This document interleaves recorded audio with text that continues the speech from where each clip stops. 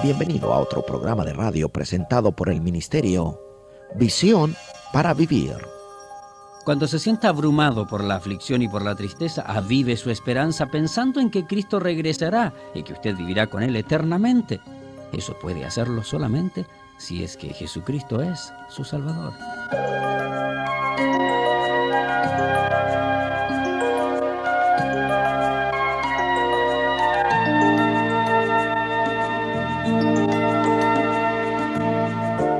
Pablo comienza la carta a los tesalonicenses dando gracias a Dios por la fe sólida y la buena reputación de ellos. En el corazón de su mensaje se encuentra exhortación y consuelo, y los reta a agradar a Dios en su vida diaria, evitando la inmoralidad sexual, amándose mutuamente y viviendo como buenos ciudadanos en un mundo pecador.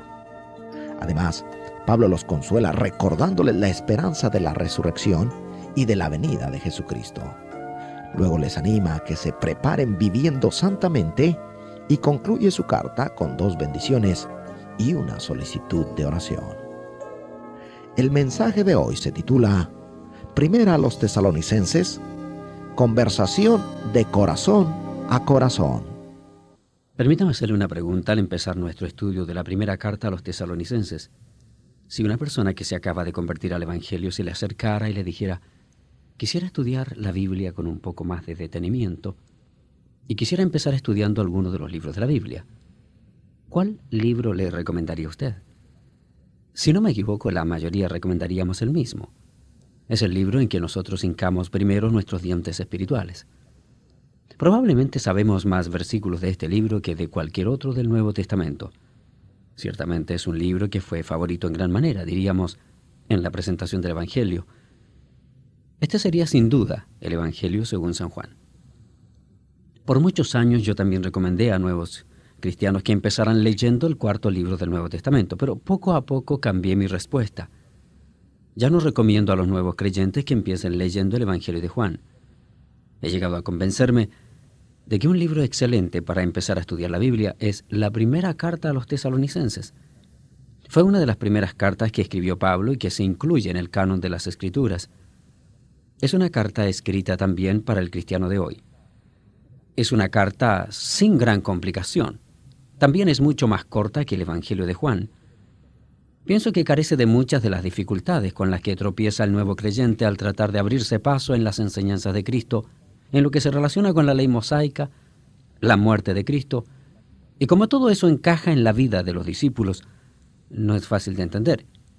En contraste, tenemos que aplicarlo a cómo todo aquella enseñanza, todo aquel escrito, encaja en nuestra vida hoy. Aprecio también la primera carta a los tesalonicenses como pastor, porque ningún otro libro de la Biblia revela en forma más sencilla y sin embargo espléndida el corazón de un pastor por su rebaño, como esta carta. Hay también numerosos destellos doctrinales, como los llamo yo, que nos dan vislumbres de las doctrinas de la vida cristiana que el nuevo creyente debe saber.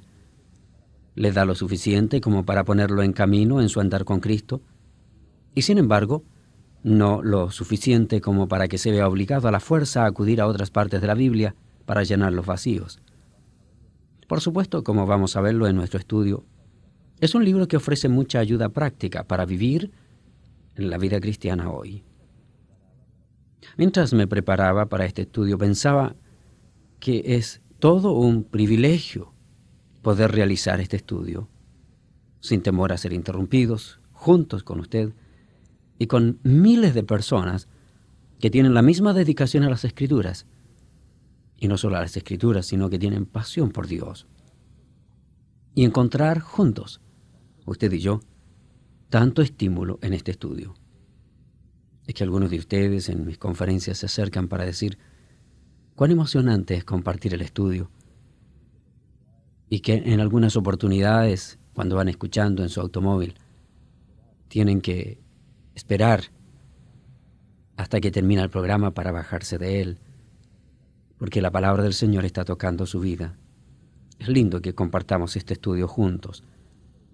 Comprendo que hay una gran diferencia en niveles entre oyente y oyente. Si la verdad se pudiera conocer o saber, y de alguna manera verla proyectada en una pantalla para que todo el mundo la vea, algunas personas se sentirían avergonzadas. Otras se sentirían culpables al escuchar palabra de Dios. Otros tendrían que admitir tener no poca inmadurez e incluso algún resentimiento que se conserva en el corazón. Sin embargo, al comparar esta situación con la que otros en diferentes lugares del mundo, en donde nunca han oído la verdad del Evangelio en su propio idioma, uno no puede menos que reconocer el privilegio enorme que tenemos. Para personas en esa situación en particular, en este mismo momento, primera a los tesalonicenses les ofrece un gran estímulo. Diré más en cuanto al estímulo en unos momentos. Por ahora permítame repetir este pensamiento. Si alguna persona le pregunta qué libro podría empezar a leer al iniciarse en la vida cristiana, le recomiendo que recomiende primero a los tesalonicenses. Si acaso usted estuviera planeando empezar un grupo de estudio bíblico, también a usted le recomendaría que empiece con esta carta. En este estudio, en lo que estudiaremos ahora, verá por qué. Primero a los tesalonicenses es una conversación de corazón a corazón. Quiero responder a 4 preguntas en nuestro estudio de hoy. La primera es, ¿por qué fue escrita la carta? Según Hechos 17, versículos 1 al 9, Pablo llegó a Tesalónica y probablemente no pasó allí sino unas 4 semanas. Otros tal vez dirían que algo así como 2 meses. Pero lo más probable es que no pasó allí más tiempo que ese. Estuvo en esa ciudad por poco tiempo y luego siguió su camino. Avanzó a Atenas, en donde su ministerio en cierta manera fue infructuoso. Me parece que fue un punto bajo en su vida cristiana. Luego pasó a Corinto, en donde se detuvo por casi 2 años, y luego siguió su viaje. Fue mientras estaba en Corinto que escribió la primera carta a los tesalonicenses. Lo que quiero que vea es que la carta revela algo del corazón del Pablo al recordar a esos creyentes. Busque el capítulo 2, por ejemplo, versículos 1 y 2, porque Pablo reflexiona. Aquí y más adelante en el mismo capítulo, hallamos la primera razón por la que escribió esta carta. Porque vosotros mismos sabéis, dice Pablo, hermanos, que nuestra visita a vosotros no resultó vana. Pues habiendo antes padecido y sido ultrajados en Filipos, allí es donde había estado antes de viajar a Tesalónica, como sabéis, dice, tuvimos de nuevo en nuestro Dios para anunciaros el Evangelio de Dios en medio de gran oposición. Permítame detenerme aquí por unos momentos y decir que algunos ministerios del Evangelio nacen en un contexto de mucha oposición. No quiere decir que la persona se dirige a ese ministerio simplemente confiado y luego vienen los problemas. No, es que el ministerio en sí, aunque usted vaya con absoluta confianza, va a encontrar muchas veces oposición. Ha habido pastores que me escriben cartas que parten el corazón. Algunos se preguntan, al enfrentar lo que llaman un callejón sin salida, ¿cuánto durará esto? ¿Cuándo se va a acabar esa oposición? Enfrentan la resistencia de sus congregaciones, se sienten obstaculizados por el enemigo y en ocasiones por la opresión demoníaca. Se hallan, como dice Pablo, en medio de gran oposición. Muchas veces no tengo respuesta para darles. ¿Quién puede explicar por qué un ministerio florece y otro ministerio al otro lado de la ciudad o en el condado vecino se halla en lo más hondo del desaliento? ¿Quién puede hacerlo?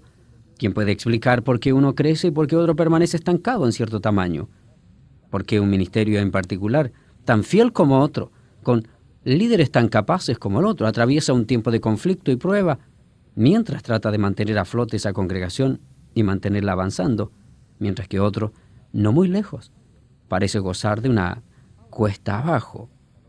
Pablo dice, cuando llegué a Tesalónica enfrenté oposición. Salí debido a la oposición y cuando llegué a su ciudad, amigos, me encontré en medio de lo mismo otra vez.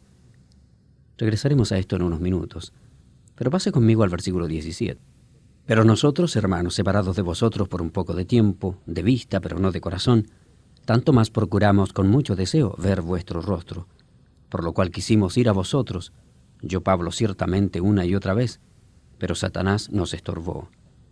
Incluso al salir y ahora estando en Corinto, mira hacia atrás y dice, quise volver a ustedes, y quería pasar más tiempo entre ustedes, puesto que ustedes no tuvieron la oportunidad de ahondar mucho sus raíces en ese periodo tan breve, porque Satanás les estorbó.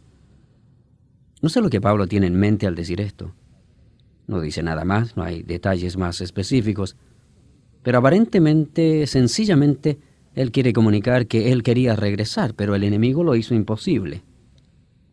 Así que les envió un mensajero, envió a alguien que pudiera representarlo. Ahora quiero que note lo que ocurre en el siguiente capítulo. Por lo cual, no pudiendo soportarlo más, acordamos quedarnos solos en Atenas. Esa fue la decisión que tomaron. Algo estaba siendo muy difícil de superar, había oposición, él lo identifica como un estorbo satánico, y decidieron quedarse solos en Atenas, y enviamos a Timoteo, nuestro hermano, servidor de Dios y colaborador nuestro en el Evangelio de Cristo, para confirmaros y exhortaros respecto a vuestra fe, a fin de que nadie se inquiete por estas tribulaciones. Luego Timoteo regresó, como vemos en el versículo 6. Pero cuando Timoteo volvió de vosotros a nosotros, y nos dio buenas noticias de vuestra fe y amor, y que siempre nos recordáis con cariño, deseando vernos como también nosotros a vosotros. Por ello, hermanos, en medio de toda nuestra necesidad y aflicción, fuimos consolados de vosotros por medio de vuestra fe, porque ahora vivimos si vosotros estáis firmes en el Señor. Me parece que en ese pasaje encontramos la primera razón por la que Pablo escribió. Déjeme mencionarle por lo menos 3. He aquí la primera. Pablo les escribió con un corazón lleno de ánimo. Él dirigió esta carta a ellos porque había oído que ellos estaban haciendo bien las cosas. Por supuesto, cuando alguien hace bien las cosas, usted escribe para animarles. Permítame darle un pequeño secreto en cuanto a la diferencia entre aprecio y afirmación. Apreciamos lo que una persona hace. Afirmamos lo que una persona es. Eso me ayudó mucho a distinguir entre los términos. La mayoría de nosotros somos buenos para expresar aprecio, pero nos quedamos cortos en cuanto a la afirmación. Esta es una virtud que debe ser parte de la vida cristiana. La necesitamos. Necesitamos aprender a apreciar lo que una persona está haciendo, su sacrificio, su involucramiento, el tiempo que da, el dinero que da. Apreciamos lo que la persona hace, pero afirmamos lo que la persona es, afirmamos su generosidad, afirmamos su disposición, afirmamos su respeto, el cariño. Eso ayuda a distinguir un poco los términos. Así que nos quedamos cortos en cuanto a la afirmación. Pero de estas dos cosas, la afirmación es más valiosa para la persona que el aprecio. Pienso que ambas cosas son importantes, pero el estímulo incluye ambas. Apreciamos lo que la gente hace, debemos comunicárselo, pero afirmamos lo que la persona es. Expresamos afirmación por el crecimiento de una persona, expresamos afirmación por su madurez, expresamos afirmación por su andar en Cristo, por su carácter. Pienso que Pablo, primero que nada y primordialmente, les escribe para expresar afirmación por el crecimiento de aquellos hermanos en Cristo. Al oírlo, haga un alto y aplíquelo. ¿Cuán fiel es usted para expresar afirmación para otros? Pienso que esto es tan extremadamente importante que no solo debemos expresarlo verbalmente, sino que hay ocasiones en que debemos expresarlo por escrito, aun cuando sea en una tarjeta postal. No tiene que mandar un libro, pero palabras sencillas, tales como: te felicito, eres una persona preocupada de mis necesidades. Te felicito porque demuestras tu amor al ayudarme. Me alegra compartir la vida con usted, pastor. Le felicito porque usted, cuando he estado enfermo, ha estado a mi lado. Cuando he tenido un problema, me ha aconsejado. ¿Cuánto nos olvidamos de la afirmación? Proverbios habla mucho de eso. Me gustaría que usted anotara tan solo un pasaje, Proverbios 15:23, que dice: el hombre se alegra con la respuesta de su boca, y la palabra a su tiempo, cuán buena es. ¿Recuerda las palabras de 3 de Juan, capítulo 4? Pues mucho me regocijé cuando vinieron los hermanos y dieron testimonio de tu verdad, de cómo andas en la verdad. Es posible que usted, amigo y amiga oyente que ya conoce a Cristo, haya tenido el privilegio de conducir a Cristo a alguna persona. En cierto sentido, esa persona es ahora, digamos, un hijo espiritual. No sé de ninguna otra cosa más afirmadora para aquellas personas a quienes usted ha ayudado a convertirse a Cristo que mantener el contacto, escribiéndole, llamándole por teléfono, hablando con ellos personalmente, dándoles una palabra de afirmación. He oído que estás creciendo en la fe, me alegra. O como Pablo dice, en medio de toda nuestra necesidad y aflicción, fuimos consolados de vosotros por medio de vuestra fe. En otras palabras, Pablo dice que recibió consolación por medio de las noticias del crecimiento espiritual de ellos. Piénselo. No deje que esos cristianos que están creciendo busquen afirmación en otras personas. Encárguese usted mismo como proyecto personal. Ahora, la segunda cosa en el versículo 1 del capítulo 4. Allí hay otra razón por la que Pablo les escribió. Dice, por lo demás, hermanos, os rogamos y exhortamos en el Señor Jesús que de la manera que aprendiste de nosotros, como os conviene conduciros y agradar a Dios, así abundéis más y más. Note cómo los afirma. La segunda razón por la que les escribió fue, según este versículo, para que ellos pudieran abundar más y más en su andar en Cristo. Es hermoso lo positivo que es Pablo para con sus amigos. Les dice, quiero exhortarlos a que avancen incluso más de lo que están avanzando, que logren la excelencia. No se den por satisfechos con lo que han logrado. Ahora observe el versículo 9 del mismo capítulo. Pero acerca del amor fraternal no tenéis necesidad de que os escriba, porque vosotros mismos habéis aprendido de Dios que os améis unos a otros. También lo hacéis así con todos los hermanos que están por toda Macedonia. Pero os rogamos, hermanos, que abundéis en ello más y más. Esta es la misma expresión que en el versículo 1. Abunden en ello más y más. Ustedes han recibido la verdad. Ahora no se queden a medio camino. Avancen todo su potencial. Pablo les escribe para animarles a que logren la excelencia en su andar, no solo para expresar afirmación por ellos, sino también para animarles a que avancen a la excelencia. Hay otra razón. Había algunos en la iglesia que habían empezado a sentirse confusos respecto a la venida del Señor. Algunos no sabían todo en cuanto al creyente que muere. Estaban preocupados si acaso el creyente que había muerto de alguna manera no participaría en la venida del Señor, cuando el Señor venga. Así que la tercera razón se halla en el capítulo 4, versículo 13, y es para informarles de algunos detalles respecto al retorno de Cristo. Regresaremos a ese pasaje un poco más adelante. Algunos en la congregación de paso habían adoptado una actitud de abandono. Pensaban, pues bien, el Señor va a venir, así que lo mejor es esperar a que eso suceda. Mientras tanto vamos a vivir a costilla de otros. La segunda carta a los tesalonicenses trata especialmente de eso. Pablo llega al punto de decir, si no trabajan, no coman. Lo leemos en el 2 Tesalonicenses capítulo 3, versículo 6. Allí comienza con este versículo diciendo, pero os recordamos, hermanos, en el nombre de nuestro Señor Jesucristo, que os apartéis de todo hermano que ande desordenadamente y no según la enseñanza que recibiste de nosotros. Porque vosotros mismos sabéis de qué manera debéis imitarnos, pues nosotros no anduvimos desordenadamente entre vosotros, ni comimos de balde el pan de nadie, sino que trabajamos con afán y fatiga día y noche para no ser gravosos a ninguno de vosotros. No porque no tuviésemos derecho, sino para daros nosotros mismos un ejemplo para que nos imitaseis. Porque también cuando estábamos con vosotros os ordenábamos esto, si alguno no quiere trabajar, tampoco coma. ¿No le parece que son palabras muy fuertes? Ahora, Pablo escribe su primera carta para aclarar el asunto de la venida de Cristo. Y tal vez no hay más confusión en ningún otro asunto que el de la profecía. Incluso hasta el día de hoy hay tantas creencias extrañas. Esta carta ayuda a aclarar el asunto del inminente retorno de Cristo. Ahora, ¿a quiénes fue dirigida y cuándo? Regresemos al capítulo 1 de la primera carta. En el versículo 1 es claro que la dirige a los santos que vivían en Tesalónica. Pablo, Silvano y Timoteo dice a la iglesia de los tesalonicenses en Dios Padre y en el Señor Jesucristo. ¿Qué clase de personas eran? ¿Eran personas completamente fuera del ordinario? No. Pasa al versículo 6. Después de que Pablo habla brevemente en cuanto a la conversión de ellos, dice que llegaron a ser imitadores. Observe la progresión. Y vosotros vinisteis a ser imitadores de nosotros y del Señor. Versículo 7. De tal manera que habéis sido ejemplo a todos los de Macedonia y de Acaya que han creído. Es interesante que había tal variedad de respuestas en los nuevos convertidos. ¿Lo ha notado?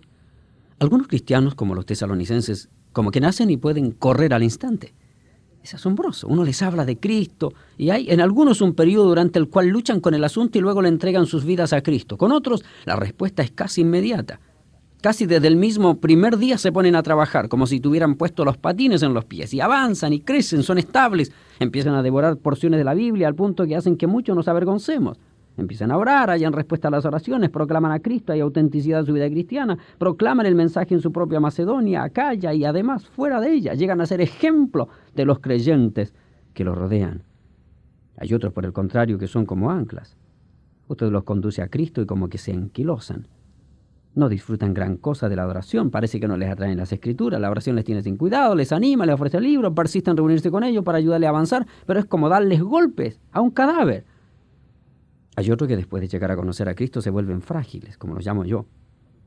Se ofenden fácilmente, ponen sus ojos en otros creyentes u otros líderes, y estos otros creyentes o líderes, si fallan de alguna manera, ellos se sienten totalmente destruidos, o si no, se ofenden fácilmente por algo que alguien dice, no pasa mucho y se desvían, los vuelven a poner en el carril, trabaja con ellos, los ayuda a avanzar y ellos nuevamente con toda facilidad se desvían. Qué hermoso es encontrar un cuerpo de creyentes como los tesalonicenses. De paso, esa es otra razón por la que animo a los nuevos creyentes a leer esta carta. Los tesalonicenses estarían en la primera categoría de los nombrados. Pablo dice, ustedes empezaron a avanzar desde el mismo comienzo. Les escribió esta carta alrededor de la primavera del año 50 después de Cristo, mientras estaba todavía en Corinto. La escribió sintiendo todo el ánimo que resultaba al pensar en los días en que estaba ministrando en medio del conflicto en la iglesia en Corinto. Ahora, ¿qué incluye? Los primeros 3 capítulos miran hacia atrás, piénselo de esa manera. Es como si Pablo estuviera abriendo un álbum de retratos sobre sus rodillas y hojeándolo. Anota sus pensamientos mientras recorre mentalmente ese museo de recuerdos.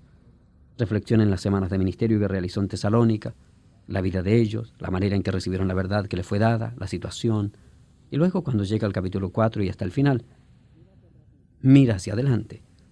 Mira hacia atrás en los primeros 3 capítulos y mira hacia adelante en el resto de la carta. Es como si, al cerrar el álbum, pensara con sus ojos mentales, ¿qué es lo que necesita esta gente? Como que planea el futuro de ellos con palabras de exhortación y de estímulo. Ahora demos un vistazo un poco más profundo. El capítulo 1 rebosa de gratitud. Pablo agradece a Dios por ellos. En el versículo 2 dice, damos siempre gracias a Dios por todos vosotros, haciendo memoria de vosotros en vuestras oraciones, en nuestras oraciones, acordándonos sin cesar delante de Dios y Padre nuestro de la obra de vuestra fe, del trabajo de vuestro amor y de vuestra constancia en la esperanza de nuestro Señor Jesucristo. Porque conocemos, hermanos amados de Dios, vuestra elección, pues nuestro evangelio no llegó a vosotros en palabra solamente, sino también en poder, en el Espíritu Santo, en plena certidumbre, como bien sabéis, cuáles fuimos entre vosotros por amor de vosotros. No hay nada más eficaz en la vida de un nuevo cristiano que un buen modelo. Un nuevo creyente necesita modelos auténticos, de amor, de bondad, de perdón y estímulo, modelos de convicción, de información, de verdad, modelos de disponibilidad. Pablo dice, dándome cuenta de su necesidad, versículo 5, cuando estuvimos entre ustedes, Pablo, Silvano y Timoteo, nos esforzamos por ser modelos que ustedes pudieran imitar. Así que como resultado leemos en el versículo 6, y vosotros vinisteis a ser imitadores de nosotros y del Señor. Interesante. Los que se convierten por lo general al principio imitan a sus modelos. ¿Lo han notado? Conforme crecen empiezan a imitar al Señor Jesús. Esta es una progresión lógica. Conforme las personas pasan de los pasos de nene, de seguir a otra persona, a los pasos de adolescente, que consisten en poner los ojos más en el Señor Jesús. Y luego al dar todavía otros pasos empiezan a servir de modelos para otros. Eso es exactamente lo que vemos aquí.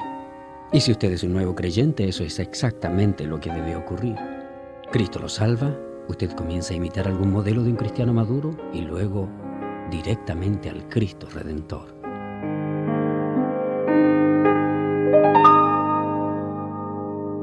Es un privilegio ser parte del Ministerio Internacional de Radio conocido como Visión para Vivir. Seguramente muchos de ustedes tienen gratitud al Señor por permitirnos presentar estas enseñanzas. Sabemos que son efectivas porque el Espíritu del Señor nos ha dirigido a tocar profundamente la palabra de Dios. Existen 2 pastores con un compromiso con la excelencia y con gran conocimiento de la exposición e investigación bíblica, y ustedes tienen un corazón dispuesto a aprender de la palabra de Dios. Por esa razón, muchos de ustedes en las encuestas de popularidad de los programas realizados por las estaciones de radio, como un acto de gratitud, generalmente llaman por teléfono a esa estación de radio para indicar que Visión para Vivir es su programa de preferencia. Le agradecemos por habernos elegido como su fuente de información bíblica. Si usted quiere expresar esa gratitud y ser parte de este ministerio, piense en una lista de nombres de amigos, luego llámelos por teléfono para saber si escuchan Visión para Vivir. Cuando descubra que uno de ellos no lo hace, dele por favor el nombre de la estación de radio, el horario, el número del dial en que puede sintonizarnos e invítelo a escucharnos. De esa forma, usted es parte de Visión para Vivir. Y ahora, con un momento de oración, queremos terminar este programa. Señor, te damos gracias por la esperanza que tenemos de que un día partiremos de este mundo. Nos alegra saber lo que nos comunica tu palabra con tanta claridad, que la muerte no es el fin de todo. Nos alegra saber que Cristo es el vencedor sobre la muerte por medio de Él tenemos esperanza de resurrección. Gracias, Señor, porque un día partiremos de este mundo para vivir contigo toda la eternidad. Queremos interceder por quienes todavía no te han aceptado. Que el Espíritu le comunique que la verdad es que aquel que cree en Cristo tiene vida eterna. El que es incrédulo no verá la vida, sino que la ira de Dios estará sobre él. Esto significa que pasará la eternidad en el infierno. Que el mensaje de tu palabra traiga esperanza a tus hijos que están sufriendo y exhortación a quienes aún no son parte de la familia cristiana. Lo pido, Señor, en el nombre de Jesucristo, nuestro Señor y Salvador. Amén. La continuación de este mensaje podrá escucharlo en la próxima audición de Visión para Vivir. Quien les habla, el pastor Héctor Manso, les dice hasta el próximo programa.